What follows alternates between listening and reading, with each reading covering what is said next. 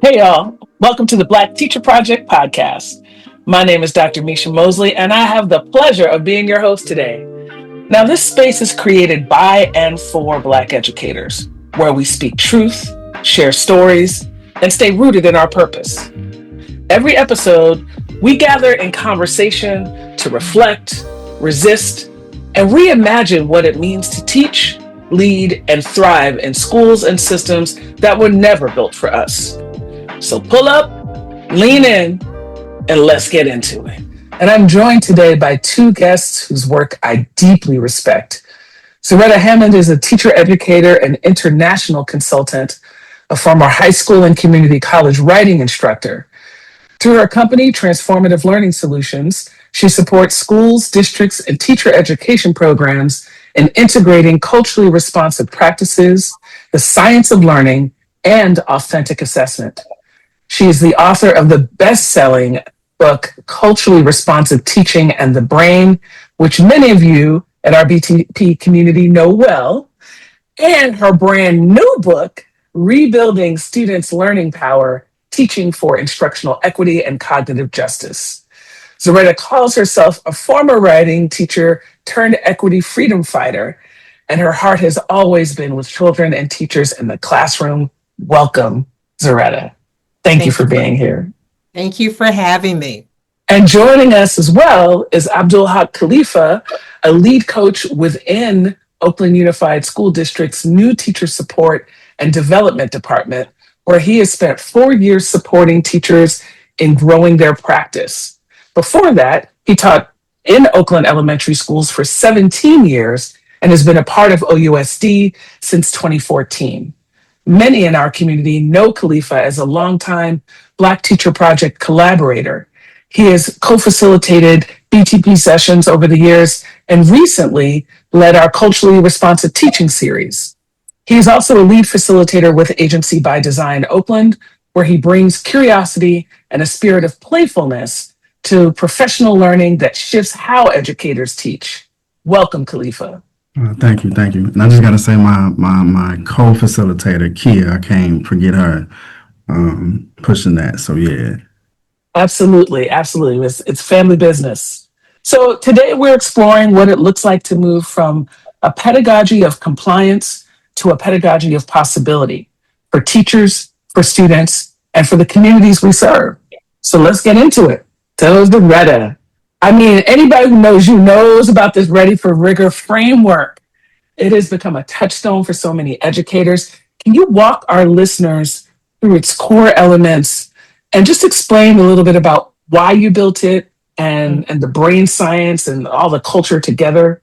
What's behind it? Yeah, the Ready for Rigor framework was actually born out of frustration. And it was at a time when I was in between BASES and National Equity Project, and I had been working on some side projects. And remember Small Schools Conference, where trying to explain to people this idea of culturally responsive teaching, and I think people were still going to multicultural education, or they were just going to the relational part. So I actually just sketched out a little graphic to really talk about the 4 quadrants. And those 4 quadrants are awareness, right? Understanding the social political context, understanding your own cultural reference points, right? Having racial literacy.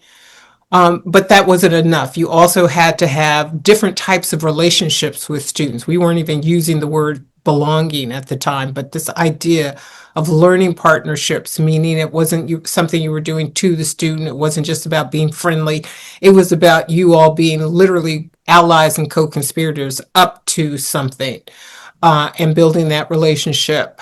The third quadrant often got overlooked because this was a information processing prowess, building students' information processing ability, increasing that, because this is where we ignored instruction that actually helped the student become a more powerful learner, and that we did that in the context of the classroom that was a community of learners. So those are the 4 quadrants.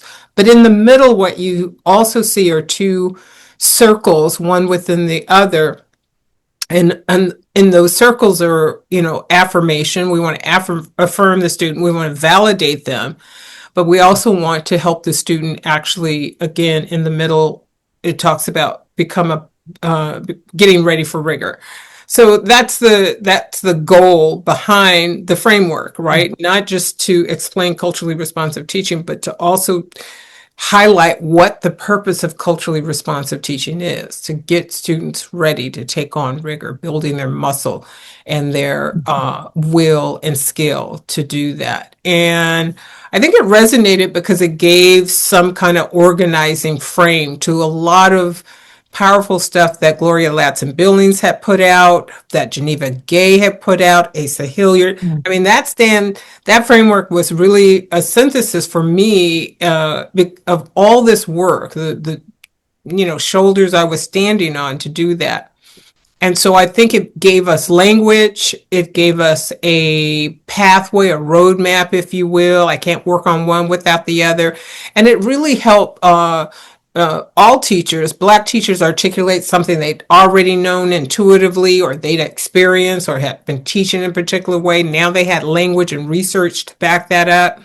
For white teachers, it was like, no, we're not just, singing Kumbaya. That's not going to be enough.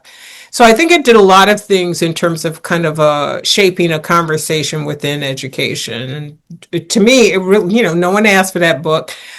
Trust me, I wrote it in the crevices, So it really was a surprise to me when it was well received, because it really was just a way for me to help us all have a conversation, particularly in the era where we were talking about equity, and that was only implicit bias when we needed to put instruction in there.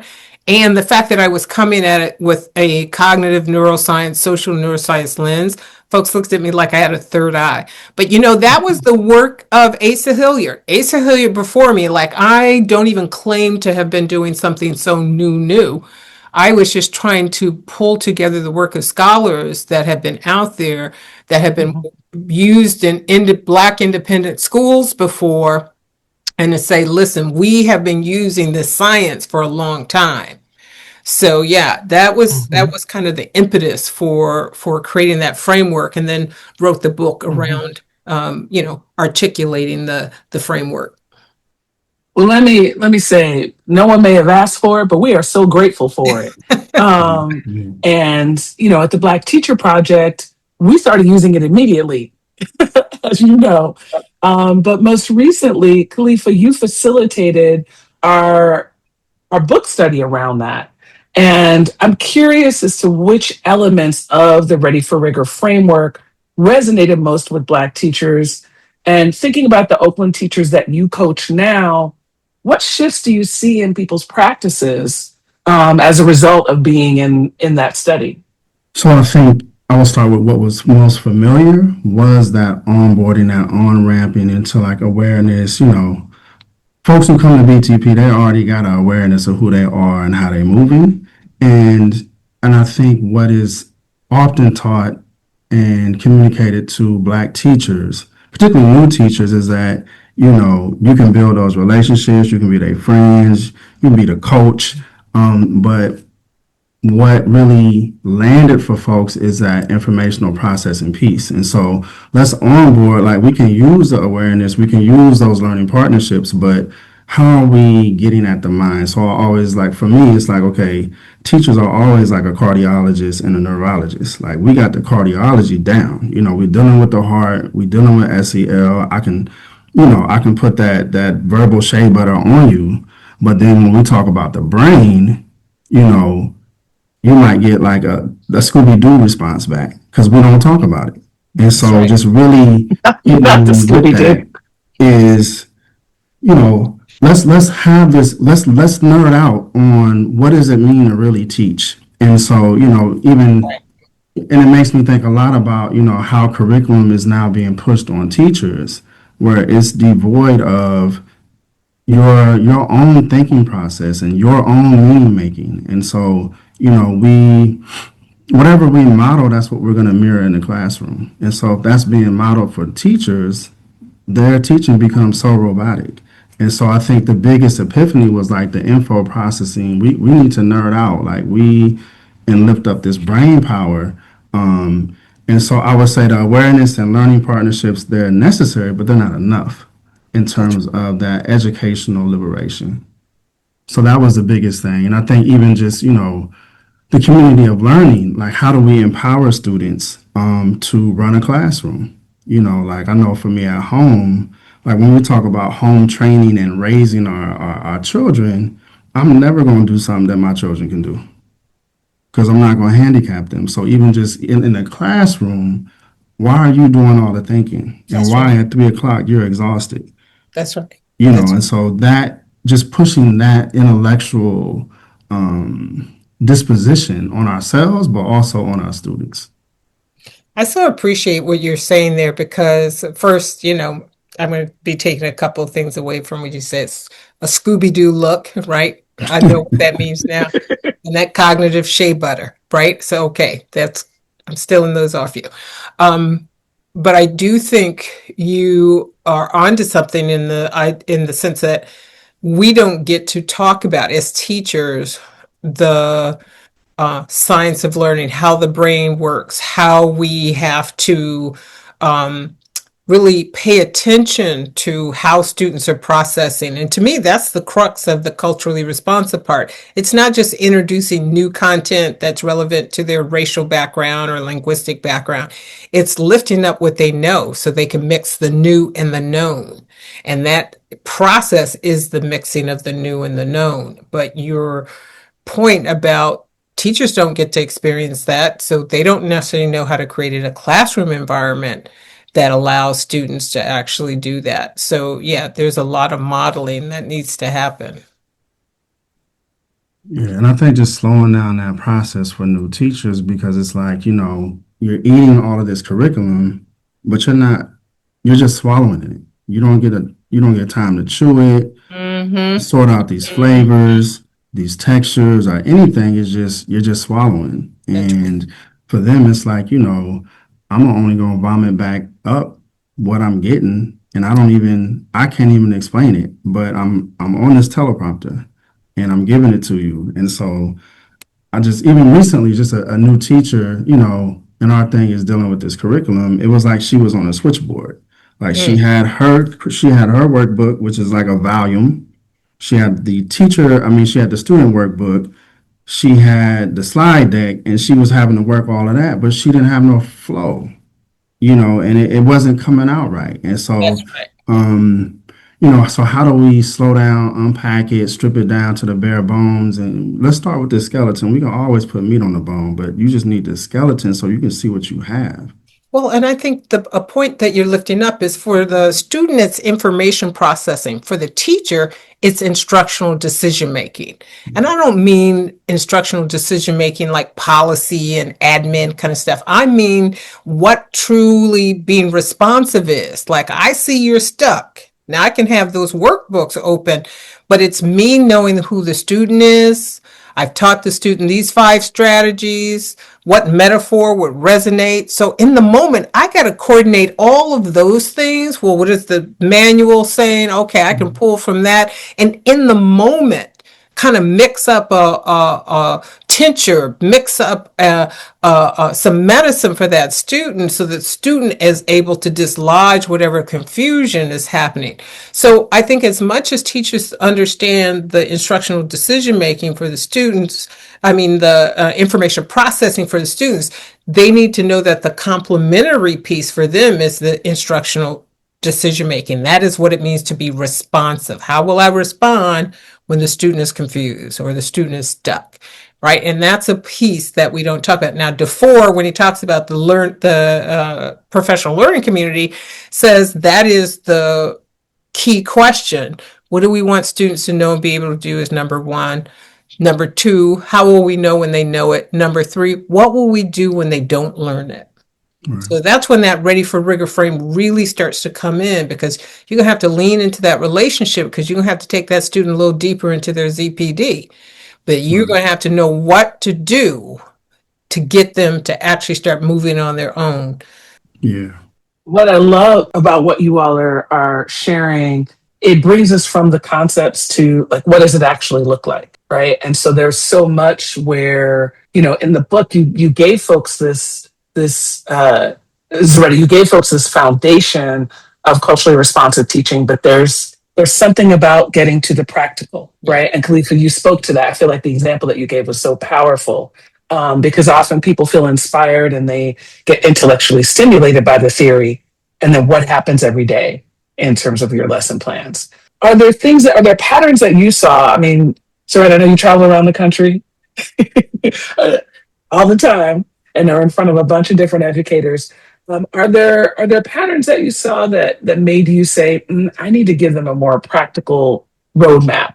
Because I know that you talked about bringing some of the theory um, from your predecessors together. What are you seeing as you're moving around the country in terms of what's needed for practicality? Well, this is why I wrote the newest book, right? Because to the very point that Brother Khalifa is saying, the idea of information processing and the science of learning is still a bit nebulous for most teachers because they don't get it in their teacher education training. A lot of the initial new teacher induction focuses on classroom management, right? So we're initiating teachers into how to maintain that pedagogy of compliance, right? Training them to be more overseer than liberator. And so the degree to which they needed to understand it's not about them doing new things. It's about how do they coach students to do new things. That's where they were getting stuck. Like they were doing all new things in their teaching.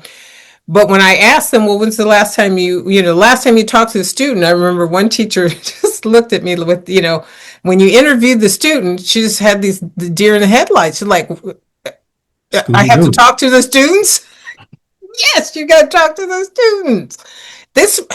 My job is in the front, your job is at your desk. And I'm like, oh, that is not going to, that it can't change that way. So she really understood, yeah, I do have to have a partnership, not just rapport. I have a partnership. But what am I doing in that partnership? So this is why in the newest book, I break it down. Like they need these learn to learn skills. They need to build habits. They need to be in a cognitive apprenticeship.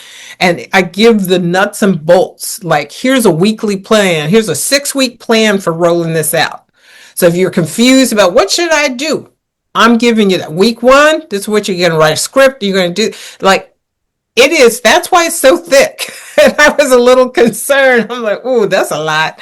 And I saw someone actually on LinkedIn who was, like I'm reading this, and she picked it up and she jumped back in, made a post, and the post said, yeah, this is a lot.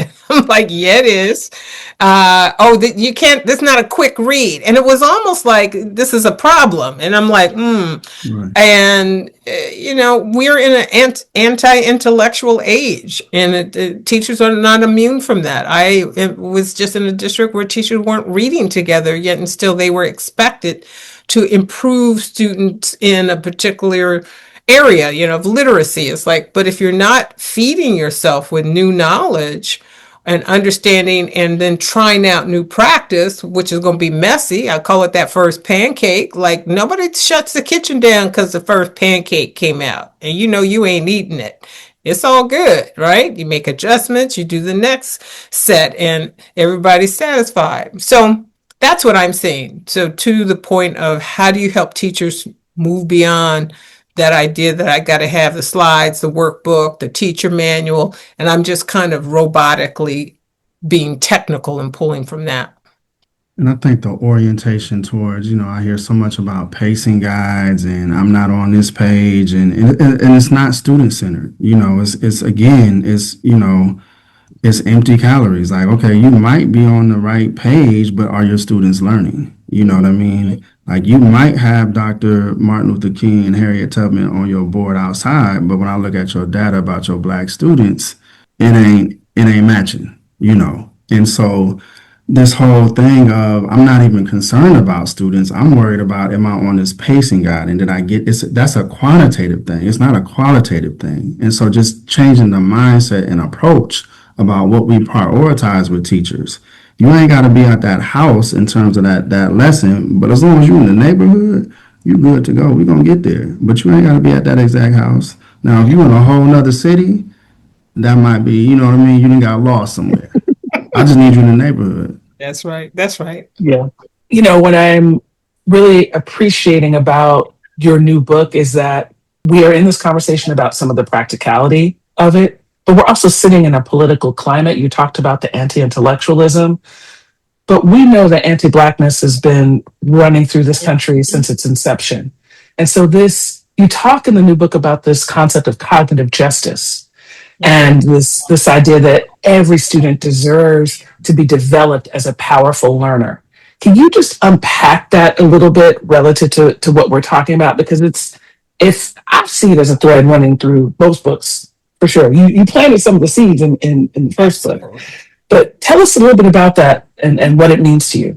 And I think this new book really leans into the idea of when we understand how schools in the U.S. and wherever there was colonization, how the school system was used as an arm of assimilation into whatever that colonizing dynamic and paradigm was.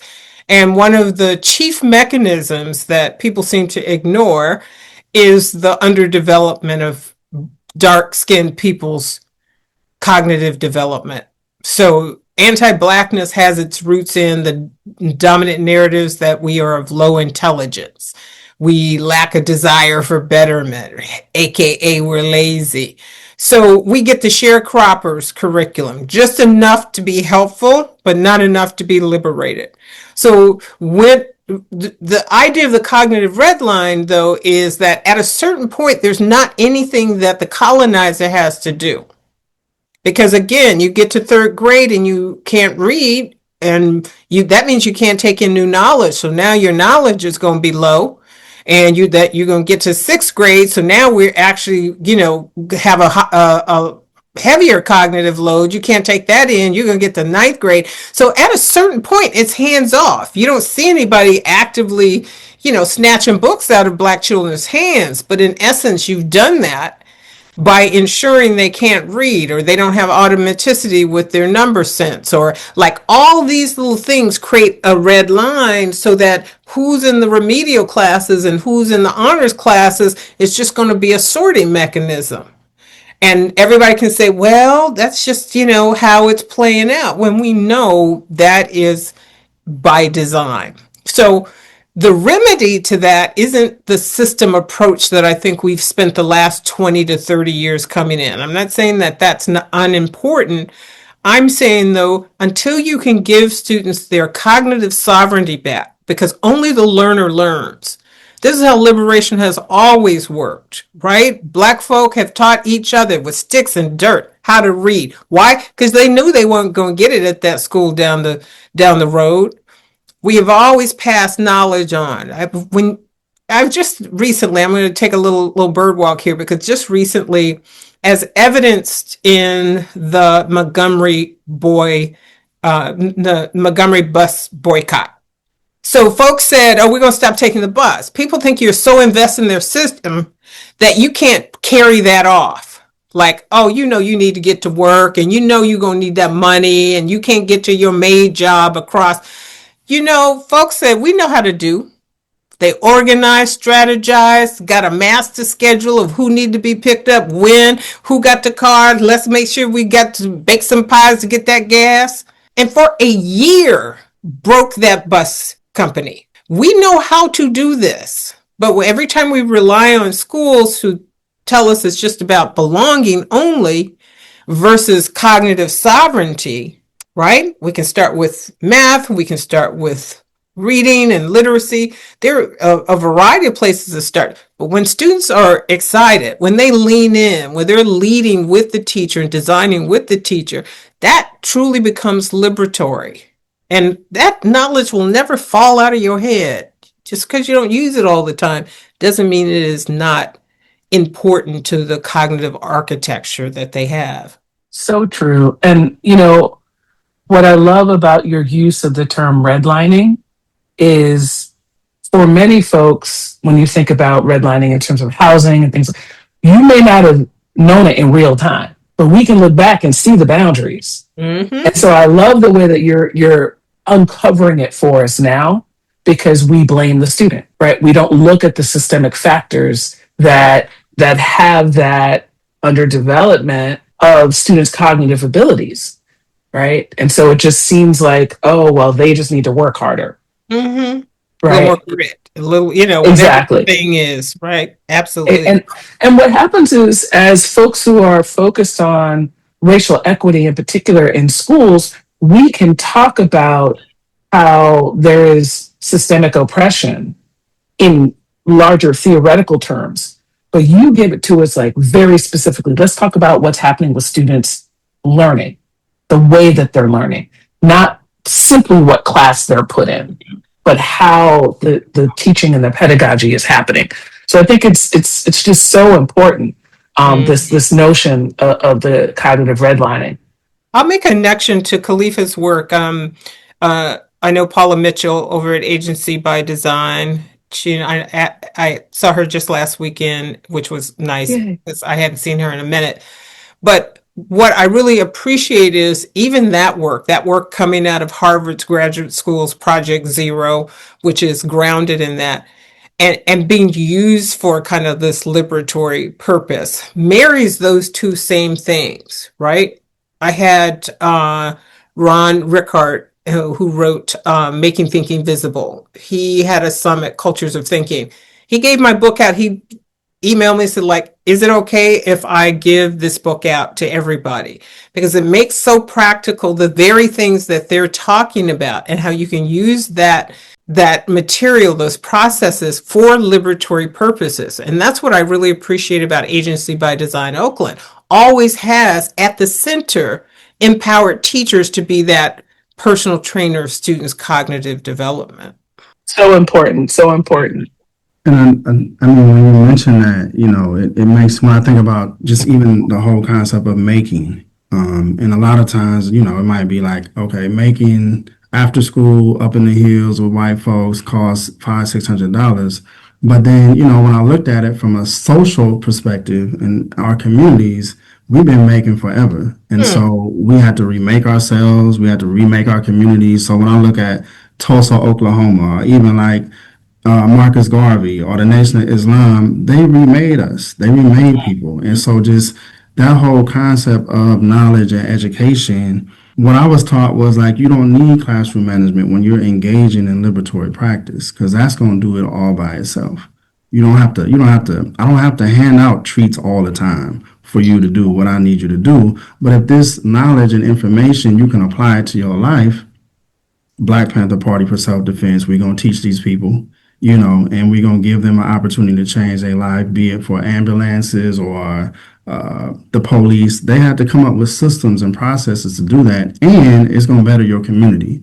So if this education is not impacting my life, the quality of life, or my life expectation, then what are we doing here? That's right. Mm-hmm. Mm-hmm. So important. And I think about how we also support the adults, how we support the teachers. So, Khalifah, I'm curious, as you think about, like, we're having this conversation teacher to student. As you think about your capacity as a coach, we know that redlining is not new, right? The very folks who are in front of the classroom, I hesitate to say that, Zaretta, because hopefully they're not just standing in front, but for the folks who are teaching, they've experienced that. So, Khalifah, I'm wondering, from where you sit, what is that embodied knowledge, right? Like, how does it shape how you show up to coach the teachers that you coach? I think just, couple principles. I know for me, always trying to model, what I want them to mirror in the classroom. Like, my PD can't be about honky tonk, and then I want you to teach them how to Dougie. It ain't gonna go together. And so, Those analogies.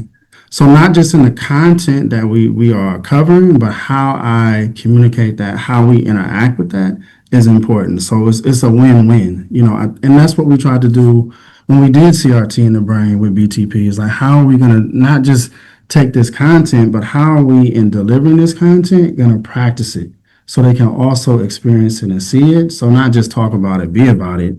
But with new teachers, my thing is sometimes I think we think something that's complicated is where it's at, and I think complication can be overrated. And so, how do I reduce this so they can digest it? And so, and how do we start off with a small lift and stacking these small wins for new teachers, and just having an asset mindset about, and like someone told me, like, you can have 10 questions, you can write -7 or +3. It's going to communicate, it's the same thing. But my orientation, when I say +3, I'm seeing what you're doing and I can build off of that. Don't tell me all the things that students can't do. What can they do? And then what's that next lift? So having that orientation with new teachers, but it's not, for me, sometimes it's not about them doing more. It's just about doing differently. Because the minute they hear more, I already got more. You know what I mean? And so I can't burn both ends. I can't come early and I can't stay late. I can do one of them. So I ain't asking you to do more. Let's do something different than what you're That's doing right. to move. And so it's always, touch and go. It's fragile with new teachers because it's hard, but then, love is not, as Paula says, it's not always February 14th either. I got to push you. Right. That's right. That's right. That's that care and push. Students need that care and push. New teachers need care and push. And the push is not push just to shove you. It's the push to help you get to that next level, one more rep. Like you could do this because we'll talk ourselves out of stretching ourselves, right? Even if we're in our ZPD, we'll stay at the beginning edge. We need to be at that outer edge, and still on our learning edge. And I love what you said because the idea isn't to give teachers more and to overwhelm them. I call it anchor and twist. Anchor in what you're already doing and twist to go just a little further, right?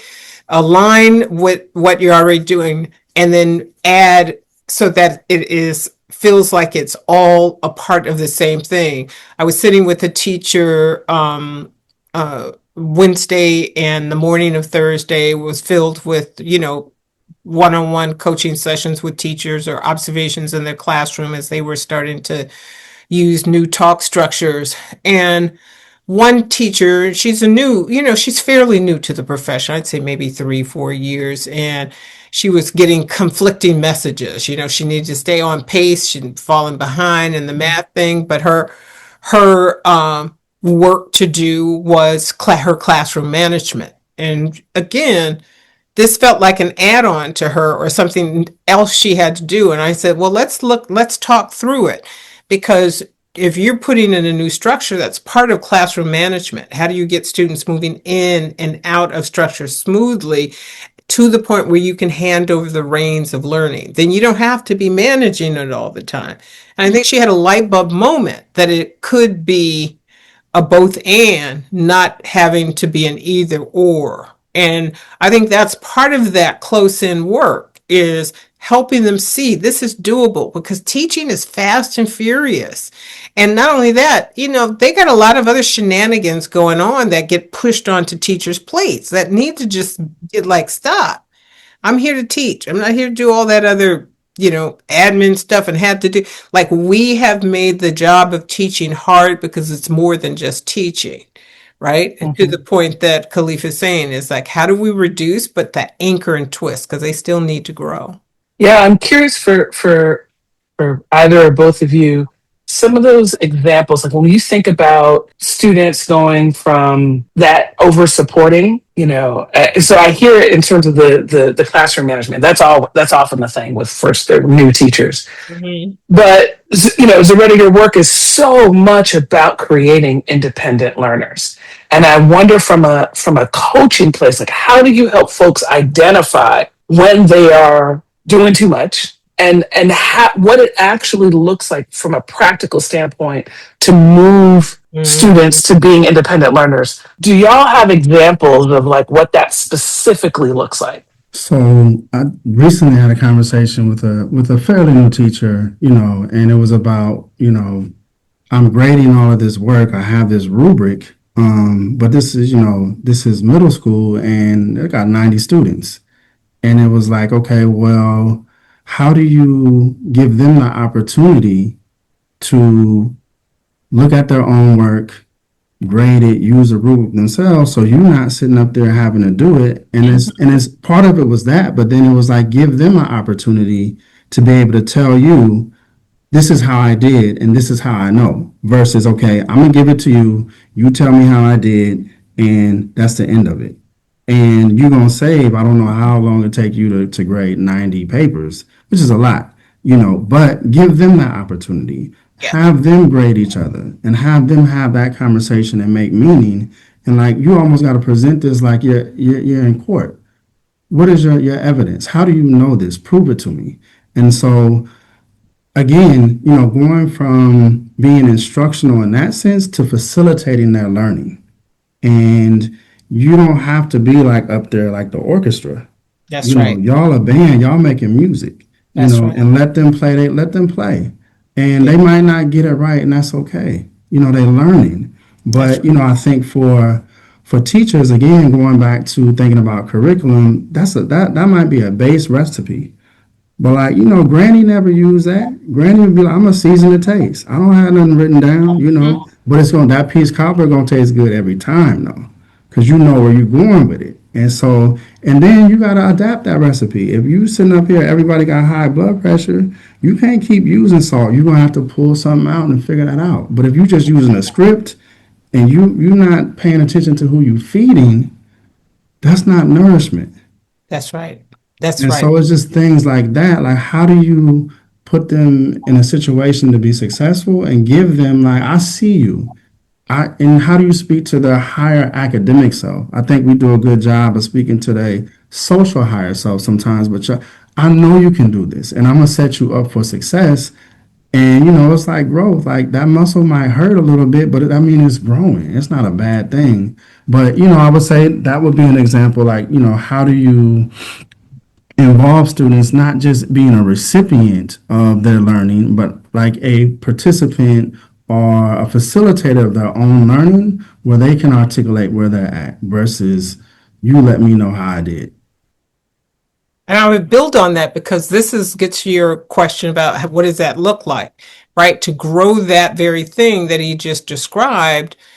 What I always suggest, of course, the first 4 weeks of school are about getting to know the rules, expectations, developing community norms, right? All that context set climate setting, setting belonging and community.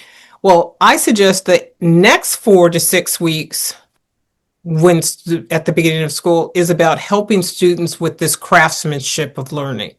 Part of that is being metacognitive. So now take this rubric example. A lot of teachers resist that. That's just too much work.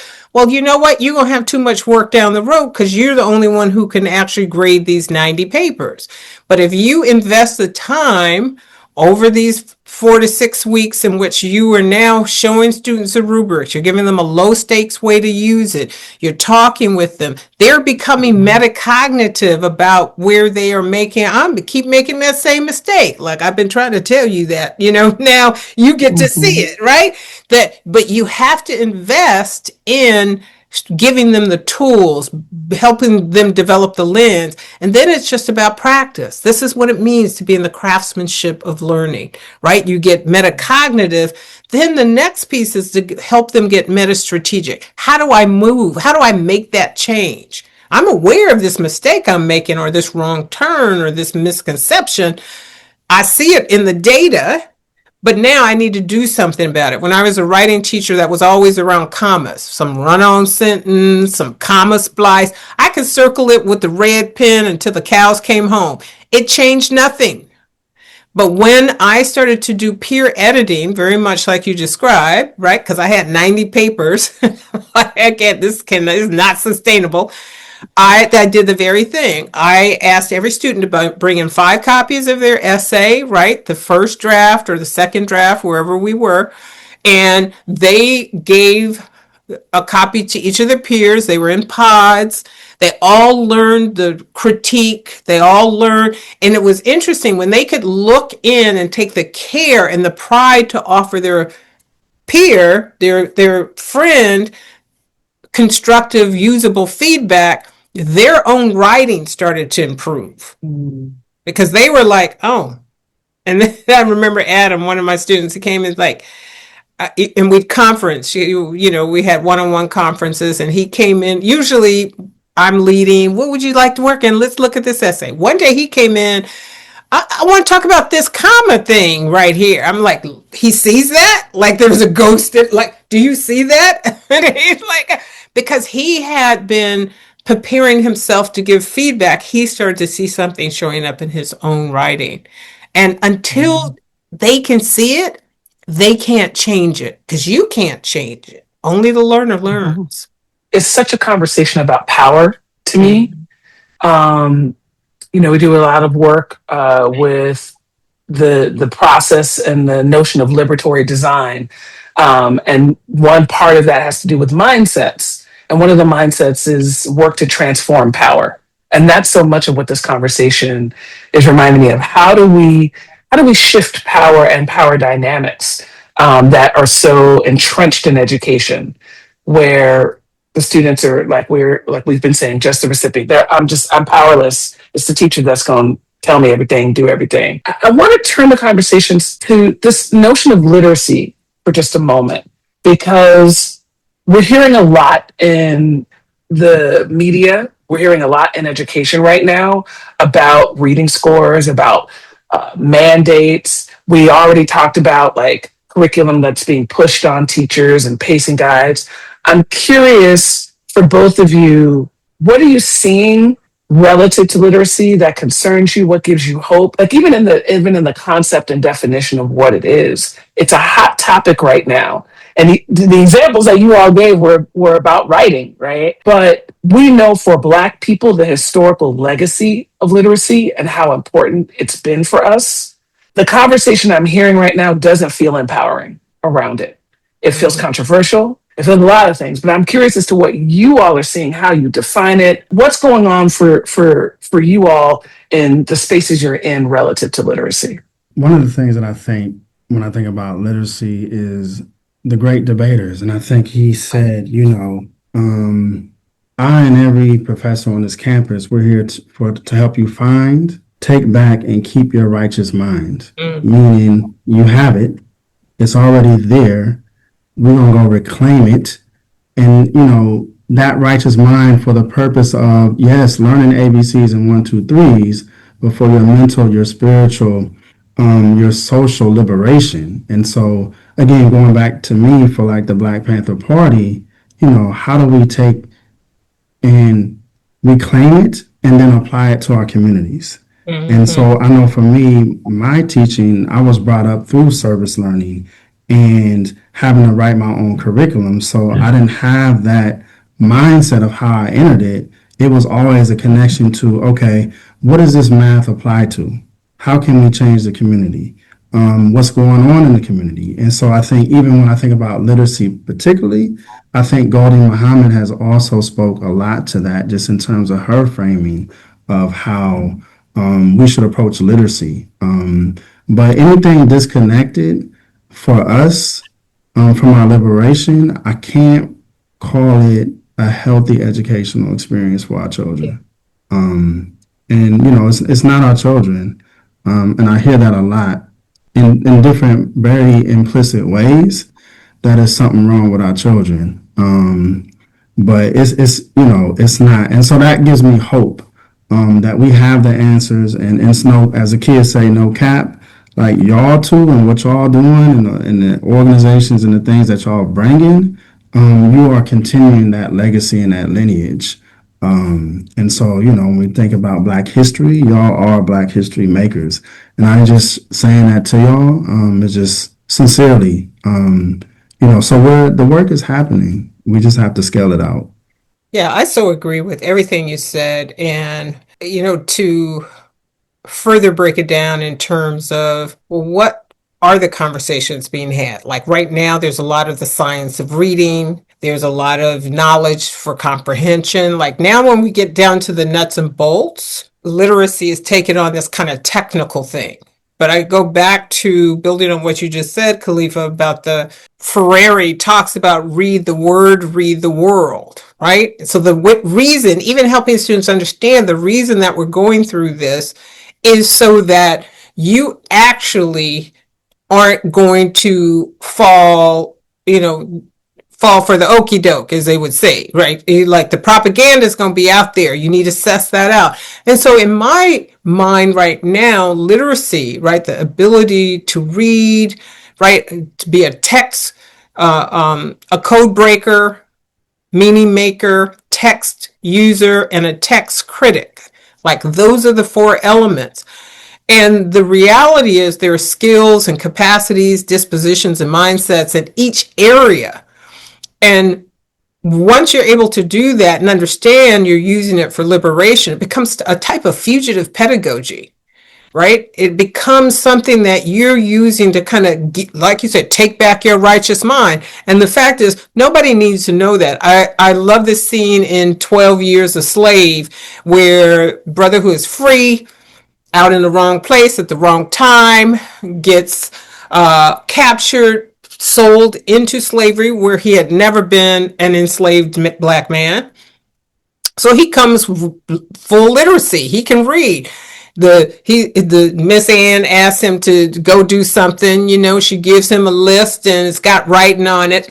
And he makes the mistake of looking at the list and he is reading it. Eye movements, because we know, you're tracking. And she had a moment. Can you read? And he had to catch himself like, oh, no, ma'am, whatever the faux, slave speech he had to go into. But he realized he had to catch himself. That would get him killed. It is no different. I'm being a little dramatic in the sense that, we're not going to get our hands cut off, tongues cut out. But it is dangerous for us to step into our full sovereignty and to be able to use these tools to speak back to power, right? And so I think being able to understand that. Now, the way I come at that is I try to help teachers think about what's equitable literacy. You got to reduce this down to the things that are going to move the needle, right? Vowel agility, long vowels matter. Like if you're in the 7th grade and you can't read, I don't need to go back to 2nd grade. We just need, here are the 6 things you need to master that are going to unlock this so that you can keep teaching yourself, right? And to me, it's that empowerment, right? And these are very knowable things that we can do, but it's about taking back what is your right. And that's, part of having teachers as coaches to help you kind of access and crack those codes so that you can actually practice and get better and better. And I would say, just even on that notion of, with new teachers, they'll be like, that's not my job. Then they should have learned that last year. And it's like, well, you might not agree with the reality, but in order to change reality, you have to accept that is the reality. That doesn't mean that you agree with it, but in order to change it, to move forward, that's right. You have to do something about it. And I think it was like, I want to say at the end of Cast, she said that you are inheriting this house. And no matter how that house became, you are the teacher of record. You have to deal with that. That's right. You have to make that change. And so, how it became like that is one thing, but you are the owner now. You are, that's your house. And how are you going to keep, how do you turn that house into a home for that particular student? And so, again, just pushing with love and just dealing with reality, not ideal, but this the reality. That is so powerful. Because again, it's almost like you're preparing for what's going to come across the threshold. You're right. It's not what we want, but we better have the supplies. We better be prepared for what may be coming.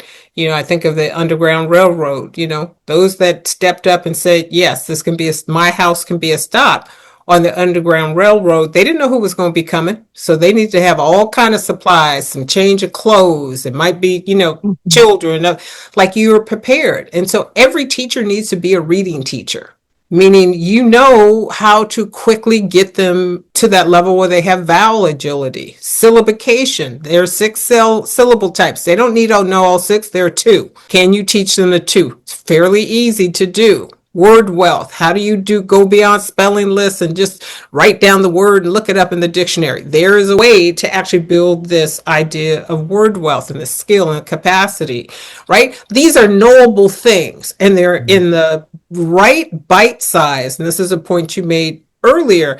You can't give teachers everything. Now you got to be a reading teacher, and I'm going to take you through, 5 years of graduate study in 2 months. That is not what we're talking about. We're talking about here is the basics of what you need to know that are most high leverage, impactful things. So to me, fugitive pedagogy is that. It is the concentrated medicine that we need to ensure that infection does not take hold and that we can continue to thrive and move forward. I've been traveling a lot, and I could feel that I was getting some kind of cold or something.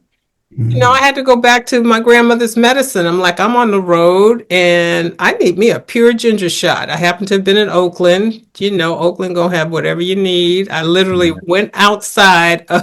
They had the farmer's market. I'm like, oh, there's a little juice. Like, you got some ginger shots? Like, I'm going to, and sure enough, because this is the wisdom we carry with us. I don't need to get to the doctor. I might not be able to afford the doctor. I may not have access. I might be in transition. I know how to take care of myself. So just like I know how to take care of my body, we have to treat students with the craftsmanship of learning. Take care of your mind, because this is what's going to liberate you. And if you are one day in charge of children because you're teaching or because you're parenting, you're going to need to know this information too, so you can help them along the way. And my concern, Micia, I think is, like Octavia Butler said, I think she said something about 30 years, all I did was look around at the problems we're neglecting now. And if I give them 30 years, they're going to grow into full-fledged disasters. And that's what we see if we don't act accordingly. And it's only so long you can tell a kid, you might get away with that in elementary school, come to school bright-eyed and bushy-tailed every day. But when you see that you're not making any progress and you're not learning, I ain't got to come to school to do that. I can do that at home. At home. And eat a big old bowl of Captain Crunch and watch cartoons. Maybe that's my day. They doing something different. But I can sit and watch, Captain Crunch and whatever. Yeah. But, so you have to bridge that gap. That's right. Or are we going to have a full-fledged disaster? Yeah. Absolutely. So I want to ask just one last question specifically about the book. The latest book, I should say, because for those of us, we're still on the first book and minding all the goodness there. This idea, and you all are speaking to it with this pedagogy of compliance, moving from there to a pedagogy of possibility, because the compliance is also, that's the pacing guide. Yeah. Right. This isn't my job. That's not my job. They should have learned it. It's a mindset shift and it's a consciousness, right? When you think about folks who are ready to make that shift, what do you think becomes possible for students? And what do you hope becomes possible for teachers and coaches and folks who are ready to make that compliance to possibility shift? Yeah, I actually wrote chapter 4, which is called Making Shift Happen. Right? We just need to drop the F and, then we'll be really on point about what needs to happen. Oh, that's right. And I wrote it in the middle of the book for that very reason, because what we have a tendency to do is we want the strategy. We want the technical thing. Tell me the thing to do. But sometimes the thing to do is to get your mind right? Disrupt yourself. So I have what I call the 5 change hacks, right? Get your mind right. Disrupt yourself. Get your hands in the loam, right? Get them in the dirt. Learn by doing. This is the point Khalifah was making about the service learning, right? These are the things when you are ready to make that shift. These are the ways that you have to begin, right? Because change lives in a liminal space. You're not in the old place. You're not in a new place yet. And this is that uncertainty. A lot of people don't have the wherewithal for it. And then they will run back to the dysfunction because it's knowable and it's controllable, versus pushing through to this new thing that is going to be wobbly for a minute. And this is why we do it in community. So one of the things I try to do is offer the technical, but what's the relational piece that I need to do? What's the kind of, if for lack of a better word, spiritual work, so that I can have the wherewithal to stand with my conviction that I will do better for these children? Because you will get pushback, and that's the last hack. Expect internal and external pushback. Your own mind's going to push back on you, because we've been colonized too, right? And then you're going to have a system that's going to come at you. What you going to do for that? You have to get prepared for these. Like we say, 10 toes down. What will that look like for you? Because children will resist. Their brains they want to be eating that Captain Crunch, right? So what I really, want people to do is, if they get the book, is really lean into chapter 4. It's not one to be skimmed over, even though it seems like it. I want to go strategy stripping, telling me the stuff to do. This is the stuff to do. And I think it is an important part, because we don't actually set ourselves up for that. The other is, they need to prepare their classrooms to be a dojo. You go into a martial arts studio, and they call it a dojo because everybody's doing a little something different. Dojo is Japanese for the way. This is the way. This is where our craftsmanship is developed, and it doesn't mean everybody's doing the same thing. Somebody's over here doing katas with a partner. Somebody's practicing over here doing something. Like, there's activity, but it is organized because people are being purposeful. The classroom has to be a cognitive apprenticeship that gives that feeling of a dojo. And to the point, are kids doing something meaningful? Is it contextualized to bettering the community? What are they doing? Or are they sitting passively looking at you? So these are the practical ways that Now, what I will say is, that kind of change doesn't happen overnight. I'm going to start having a dojo. Yeah, try that, because you're going to go right back to whatever you were doing before, because that issue is hard. So you take one small piece and say, I'm going to work on moving this. Tiny experiments, habit formation. And you get the kids involved. Then you can stack it, right? And this is a point that was made before. Small pieces stacked make a compound effect. But I find that there is an unnatural urgency.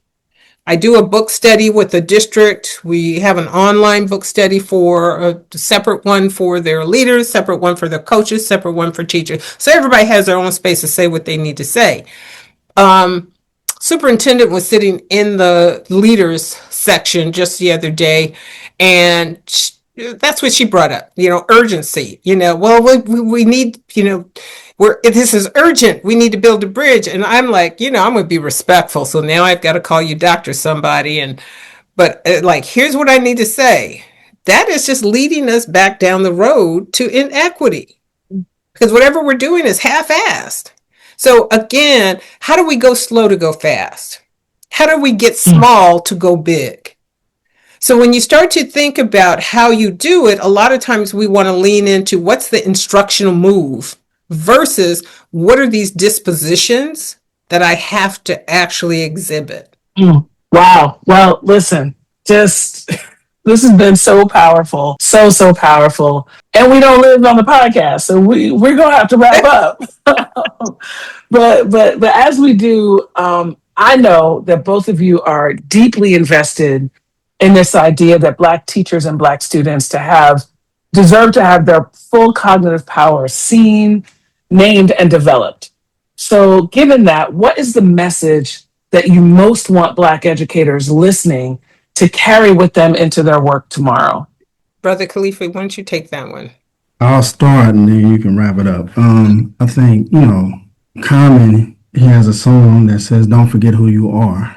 So number one, I think just remembering who you are, meaning where did you come from? And then I'm in a musical mind right now, and I would say Mos Def says, there's a song that says, "There's a way no matter what they say." And fill in the blank with they. That can be your own internal they, but there is a way. And I think, for me, my mother always taught me, can't nobody stop you but you. That's right. And so just that alone, you know what I mean? Like, don't let that be the reason. Because you have to feng shui some stuff, to get to where you're trying to go.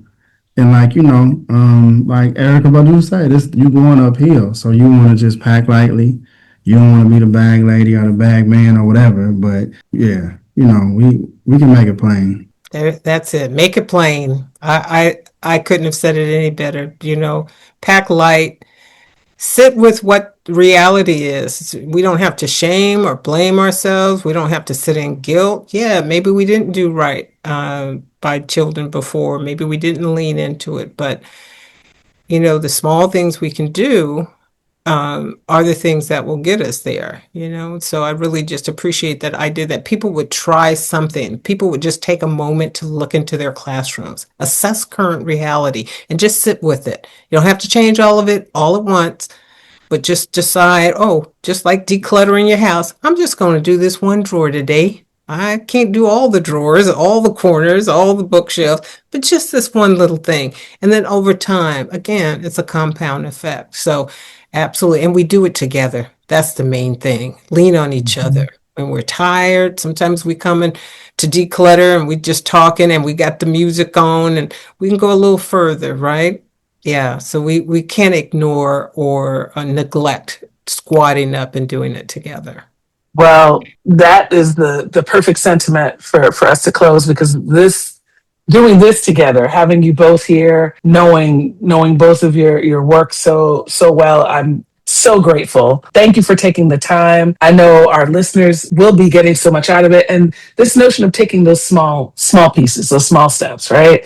A lot of rich stuff in this episode, and that I hope folks who are listening will take their time with it, right? Khalifah, thank you for being with us. Thank you for all of the work that you do for our community here in Oakland. Zaretta, thank you for all the work you do with folks around the globe and taking time. I know that everyone who listens to this podcast, but particularly the Black educators, will benefit so much. I want to encourage everyone to pick up Zaretta's brand new book, Rebuilding Students' Learning Power, Teaching for Instructional Equity and Cognitive Justice. Thank you both so very much for all that you've done for the Black Teacher Project and the teachers that we serve. Thank you. Thank you. Just, it's no us without you. And so just creating this space and many more spaces. And, I always be like, y'all got to start your own teaching program.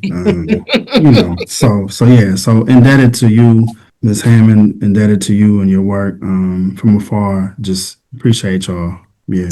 Appreciate that. That's the whole reason. That's the reason for writing, to provide you all with the resources to keep doing what you're doing. And we love you, Micia. Thank you. Just the space you hold for this type of work. Thank you so much. And to all of our listeners, thank you for joining us on the Black Teacher Project podcast. We hope today's conversation has fed your spirit, affirmed your journey, and reminded you that you are not alone. We are right here. Stay in the loop with the Black Teacher Project for resources, gatherings, and ways to build alongside others who are committed to creating communities of liberated learning for all students. You can find us at www.blackteacherproject.org. Follow us on all the things: Instagram, YouTube, LinkedIn, Facebook, and Threads at Black Teacher Project. Until next time, take care of yourself and your people. Thank you so much.